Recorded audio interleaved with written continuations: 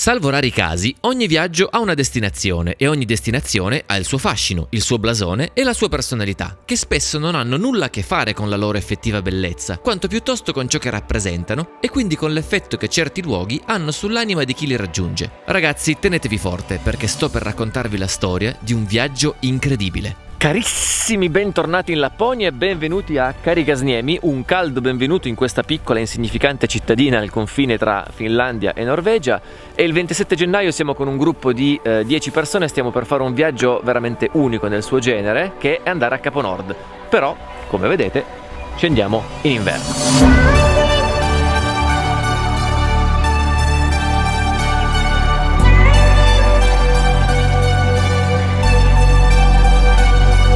Il viaggio inizia oggi, però per fare un piccolo riassunto di quello che è accaduto ieri, siamo arrivati all'aeroporto di Ivalo e siamo stati accolti da dei colori pazzeschi, bellissimi. È stato uno degli atterraggi più belli della mia vita perché si vedevano tutti i colori che rendono la Lapponia in inverno un posto veramente magico, no? Abbiamo fatto un piccolo salto al museo Sida di Inari per approfondire un pochettino la cultura Sami, il popolo tipico di questa regione, e siamo venuti qua a Karigasniemi. Karigasniemi è una città praticamente inutile, c'è un borgo di circa 100-120 persone che esiste qui sul confine della Norvegia semplicemente perché le cose costano di meno che in Norvegia, per cui ci sono un sacco di supermercati, un sacco di stazioni di benzina perché i norvegesi vengono qua a fare la spesa. È uno dei posti più insignificanti della terra, però ci serve come tappa intermedia per avvicinarci verso Capo Nord, che è dove stiamo andando esattamente adesso. Questo almeno era il piano originale, ma non è andata così. Siamo qua incastrati a Karigasniemi, teoricamente per colpa sua, perché sfiga vuole che la Lufthansa gli ha perso il bagaglio. Perdimi la valigia quando vado al caldo, ma non quando vado a meno 30, porca miseria. Grazie, molti gentili. Ma in realtà è per merito suo, perché grazie a lui, grazie alla sua luce, guarda che spettacolo.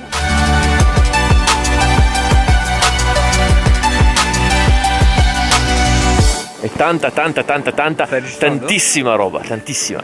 Attenzione, è un momento storico. Dove sono?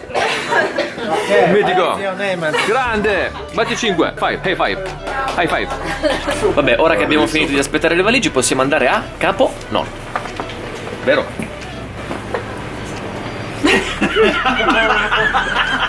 Allora, adesso stiamo percorrendo il tratto di strada che da Karigasniemi ci porterà sull'isola di Magaroja, che è dove c'è Capo Nord, ma non andiamo a Capo Nord, andiamo a Gjesver, che è un villaggio che sta subito sotto. Il motivo per cui ci avviciniamo così tanto è che arrivare a Magaroja non è la cosa più scontata del mondo, specialmente in inverno quando le strade sono completamente ghiacciate, la temperatura media sta sui 20 gradi sotto zero e soprattutto le condizioni meteo sono assolutamente variabili. Possiamo passare dal bel tempo alla tempesta nell'arco di 5 secondi e quindi magari poter essere costretti a dover fare 10-20 km all'ora come velocità massima. Naturalmente in tutto questo ci sono anche dei vantaggi, cioè che in inverno la strada per Capo Nord è così.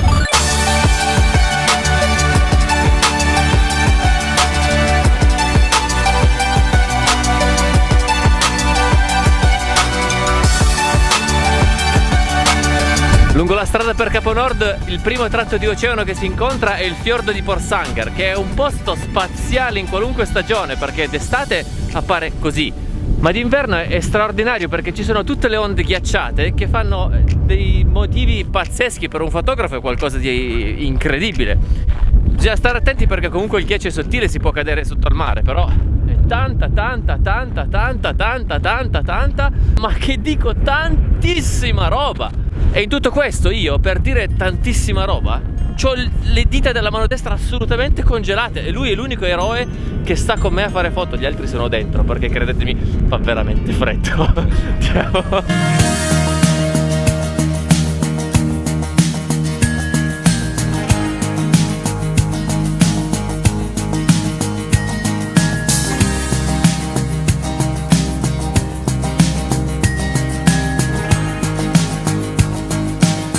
Siamo arrivati a Gjesver, che è uno dei piccolissimi villaggi che ci sono sull'isola di Magaroja, a poco distante da Capo Nord, e abbiamo una sorpresa. Il villaggio è completamente in blackout, non c'è nessun tipo di corrente, riscaldamento, non possiamo mangiare, non abbiamo riscaldamento, non abbiamo niente, non sappiamo neanche se si aggiusta tutto entro la nottata, ma quel che è bello, nonostante non possiamo mangiare, non possiamo neanche avere riscaldamento, è che c'è Madame l'Aurora Boreale in cielo che ci aspetta e i ragazzi qua pronti.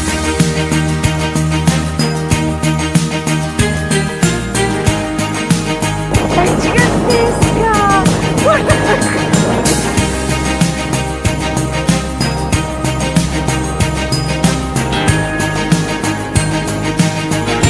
faccio vedere la nostra casina qui di Gesver, che è leggermente claustrofobica e non pensata per persone alte come una persona. Io di stamattina ho già avuto qualcosa come 4-5 traumi cranici commotivi, ma la cosa più interessante è il bagno, che vi faccio vedere, perché vedete che c'è l'acqua aperta. L'acqua è aperta non per altro, se non perché se non la lasci aperta si ghiaccia nei tubi, perché le hanno costruite un po' così, diciamo, con filosofia, ecco. La cosa bella di questa casa è che basta uscire di qua, sei in paradiso. In particolar modo qui c'è il porticciolo di Gesver. C'è una giornata pazzesca, l'unica cosa è che si è alzato un vento molto forte, il che potrebbe crearci qualche problema, perché se qui a Gesver il vento è forte, su nell'altopiano è tempesta. Di solito, magari no, vediamo.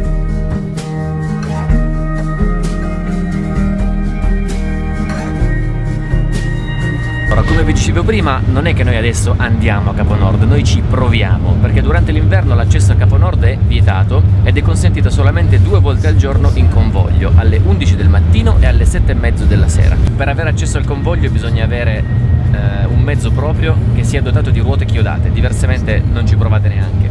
Il convoglio è aperto da uno spazzaneve che decide in maniera insindacabile se il convoglio può partire o meno in base alle condizioni del tempo. Questo perché l'isola di Magheroia ha delle condizioni meteo che sono estreme, può esserci vento, tempesta e anche in una giornata bellissima come oggi, ma con un vento molto forte, la strada può essere realmente molto pericolosa. Quindi adesso noi stiamo andando all'appuntamento con il convoglio, aspetteremo l'omino e vediamo se ci dice. Come al solito si può solo provare, poi è la natura che comanda e noi eseguiamo gli ordini.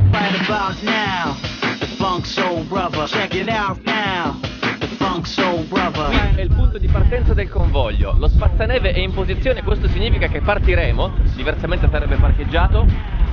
Questo è il mezzo che ci aprirà la strada per Capo Nord e che, come vedete, è sbarrata. Si apre solamente alle 11 e alle 19:30. E nonostante siamo 4 macchine non aspetta un secondo, è stranissima sta cosa.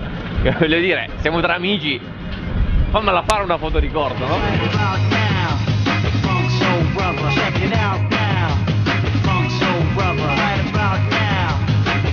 Sembra che stia andando a fuoco, ma in realtà sta solamente togliendo neve.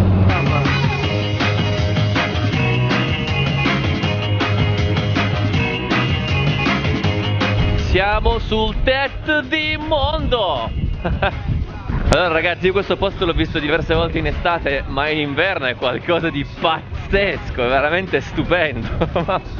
Meraviglioso. Roba incredibile. Senza parole. In questa ripresa bellissima ma senza audio perché mi sono scordato di accendere il microfono, spiegavo che a Capo Nord, oltre al mappamondo, meta simbolica di ogni viaggiatore e totem delle foto ricordo,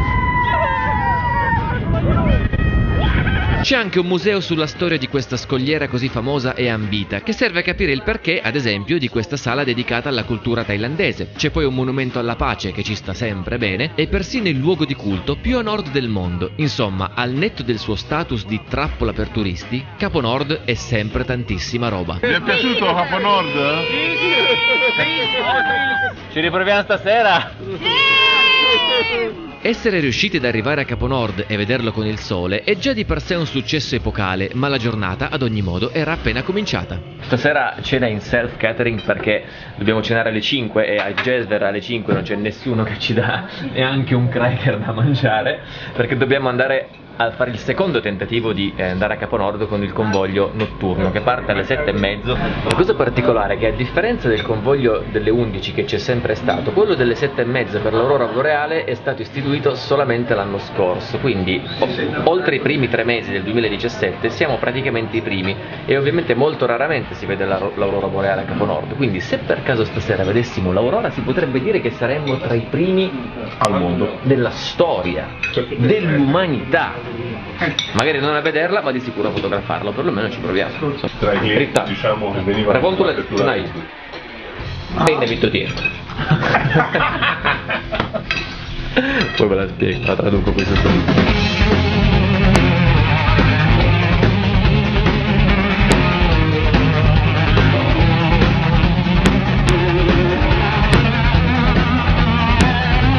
Stavamo commentando la strada con l'autista e belli, abbiamo detto. Beh, alcuni punti sono buoni, altri cattivi. Lui fa, no, alcuni punti sono cattivi, altri tremendamente cattivi. Puntuale come le tasse, Mr. Spazzaneve ci aspetta e ci libera la strada con la prepotenza, l'arroganza e la chiulenza che solo un Spazzaneve norvegese può avere, per portare me e i miei ragazzi a uno storico e fortunatissimo appuntamento con l'aurora boreale a Capo Nord. Magari non una di quelle aurore super gigapotenti, ma insomma non mi pare proprio il caso di lamentarsi, anzi.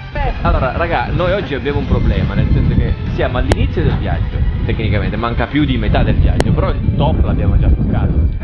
E siamo andati a Capo Nord. Fantastico. 2 volte a Capo Nord nello stesso giorno. Pazzesco. Che è una roba. Cioè, abbiamo pure visto c'è l'aurora a Capo Nord. Incredibile! Ma la realtà è che ci sono ancora un sacco di cose belle, perché Capo Nord non è bello in sé, anzi fa abbastanza schifo, ma è bello dove si trova, che è Magerøy.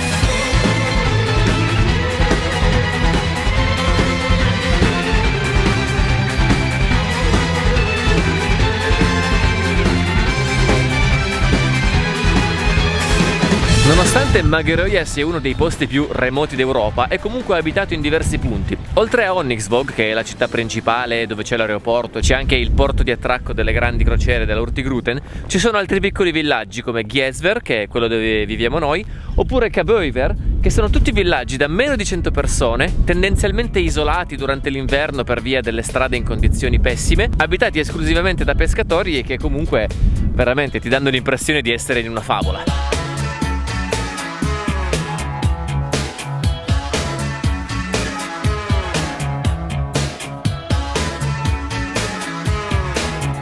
È praticamente impossibile fare questo video perché Stefano!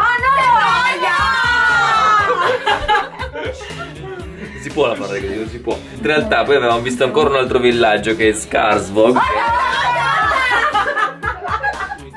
Dicevo che è Skarsvåg, un bellissimo, straordinario villaggio sui fiordi. Poi la giornata teoricamente sarebbe finita con questa cena in self-catering che ha cucinato il nostro genio qui alle nostre spalle. Bravo, guarda. Bravo, bello. Bravo. Nel naso. Ora, la giornata sarebbe finita, ma il fatto è che sti qui hanno talmente culo e che anche stasera è sereno, e quindi ma cosa fate lì ancora? Cioè, allora prima di uscire però, cioè, come minimo un brindisi perché sta andando tutto molto bene. E come si dice in brindisi? In Italia è cincin, ma qua non va bene. Fossimo in Svezia, skål. Fossimo in Finlandia, kippis, ma siccome siamo in Lapponia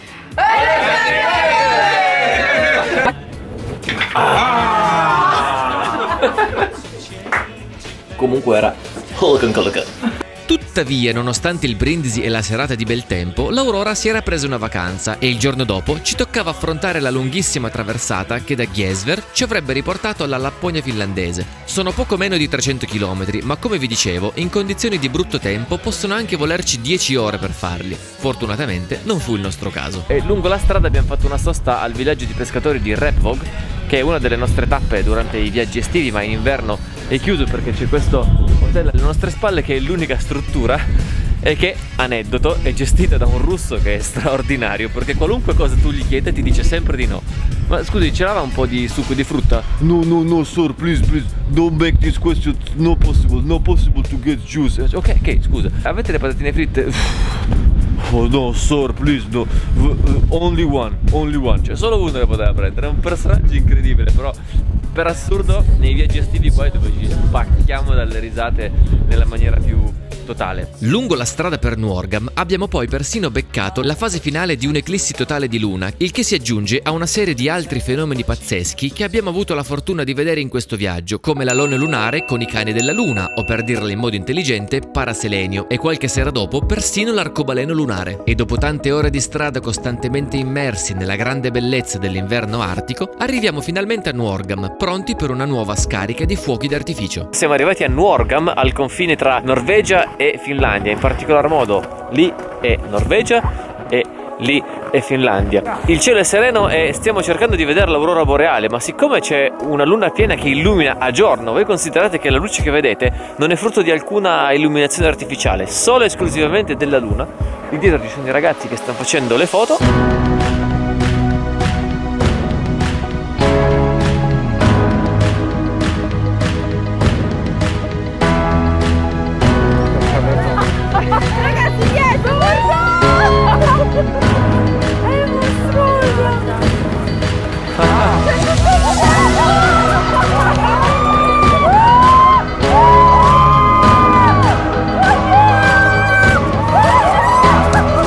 Siamo ai confini del mondo, siamo in uno dei posti più freddi d'Europa. Considerate che qui, su questa piccola collinetta, gli alberi non crescono neanche, la temperatura è sensibilmente più fredda che in Norvegia, ci sono circa 30 gradi sotto zero e questo è il motivo per cui ho dovuto cambiare outfit.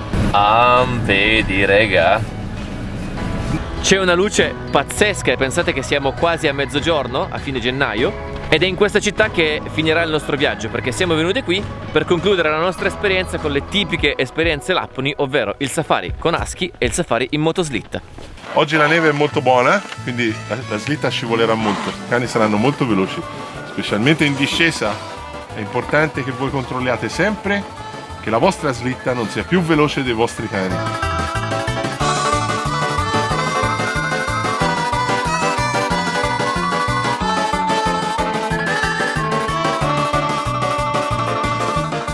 La motoslitta ce la siamo tenuta per la nottata.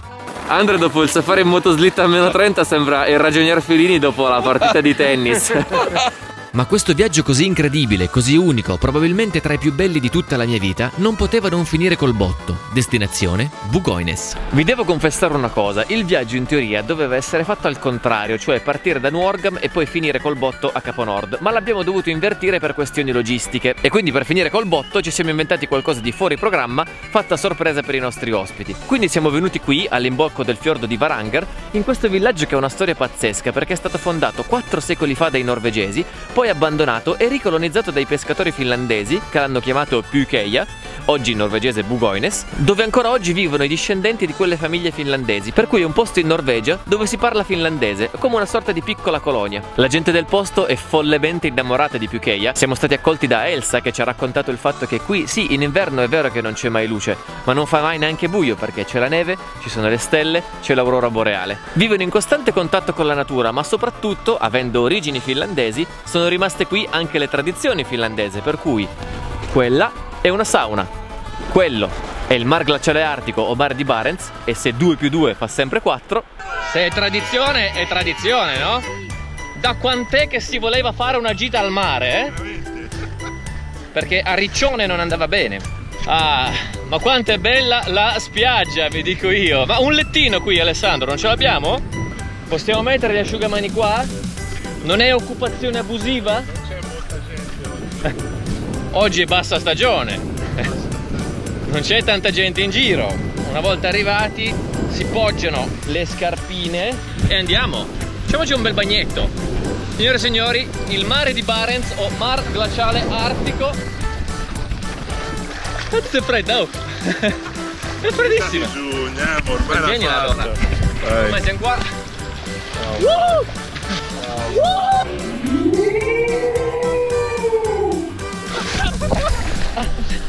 È salata in effetti, freschina, devo dire la verità. Ovviamente non ero mica l'unico a voler provare questa esperienza mistica. I piedi un po' congelati, è fighissimo. I piedi. Che siamo noi, le migliori, siamo noi. Le urla da stadio delle vichinghe di Pukeiya sono l'ultimo meraviglioso ricordo di un viaggio che penso di poter definire storico per tutta una serie di motivi. Ricapitoliamo, siamo arrivati a Capo Nord, ci siamo stati in inverno e possiamo dire di essere l'unico tour operator in grado di fare un viaggio così, via terra, a gennaio. Nel nostro viaggio siamo sempre stati accompagnati dalla benedizione totale degli dei dell'Olimpo nordico. Abbiamo avuto giornate stupende, tramonti epocali, albe surreali, strade di un altro pianeta e colori da Signore degli Anelli. E a proposito di anelli, anelli di luce intorno alla luna, con tanto di paraselenio, eclissi lunare e arcobaleno lunare, il tutto sotto la costante danza dell'aurora boreale a cavallo tra Lapponia norvegese e finlandese. Vi sarà quindi facile capire come mai questo viaggio abbia presto scalato la classifica dei miei viaggi preferiti, ma non pensiate che ciò sia dovuto solamente alla fortuna atmosferica, perché un viaggio così è per sua natura un'esperienza semplicemente fantastica, perché la Lapponia del Nord in inverno è uno dei pochi posti dove ancora si può percepire il fascino dell'avventura e di una vera e propria spedizione dove non sai se riuscirai a ottenere ciò per cui sei partito. Non sai se potrai salire a Capo Nord, non sai se resterai bloccato per strada in attesa di uno spazzeneve, insomma non sai niente, e questa cosa ai nostri giorni è stupenda, perché in un mondo dove tutti vogliono garanzie, avanzano pretese e vivono il viaggio così come vivono la spesa al supermercato, un viaggio così è un'esperienza che non ha prezzo. Attraversare un territorio così sterminato, paralizzato dal gelo e incendiato dalla luce artica, scoprendo lungo la strada una dimensione di reale e profondo contatto con la natura è medicina per l'anima, in grado di riconnetterci per un momento con chi siamo veramente, senza tutte quelle inutili maschere che ci mettiamo ogni giorno per far finta di essere ciò che la gente si aspetta da noi. Alla natura di questo non frega niente, ed è così che in un viaggio del genere, anche solo fare un centinaio di chilometri su una strada così o guidare una slitta nel bosco a 25 gradi sotto zero può essere la chiave che apre alcune porte nascoste della nostra anima, dove durante il viaggio può entrare tutta la luce e l'energia in grado di cambiare la vita di chi davvero sa cosa vuol dire viaggiare. Ed è così che alla fine di questa storia Capo Nord, che di per sé è solamente una banale palla di ghisa a picco sul mare, diventa il simbolo di questo percorso interiore al termine di un viaggio surreale in una terra dove l'anima non ha confini, ma solamente colori, emozioni e una voglia incredibile di riscoprire la propria natura divina sotto le carezze e le lusinghe delle meravigliose luci del nord.